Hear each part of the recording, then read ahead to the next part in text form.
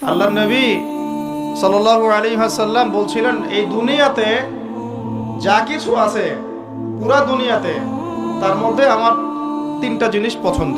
কয়টা ভাই? এক নাম্বার সালাহ, এক নাম্বার নামাজ। এটা আমার চোখের শীতলতা।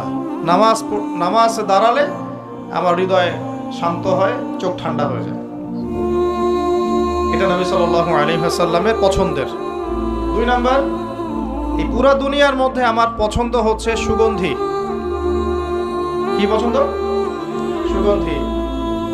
10টা টাকা যদি আর্ন করেন, 1 টাকার সুগন্ধি কিনেন, সুন্নত। সুগন্ধি সাথে রাখতে হয়, ব্যবহার করতে হয়, মনটাও ভালো থাকবে। আর সুগন্ধি বেশি ইউজ করলে রোগ ব্যাধিও কম হয়।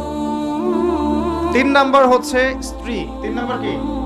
স্ত্রী। স্ত্রীরা আমার পছন্দ। নবী সাল্লাল্লাহু আলাইহি ওয়াসাল্লামের এই 3টা জিনিস পৃথিবীতে পছন্দ ছিল।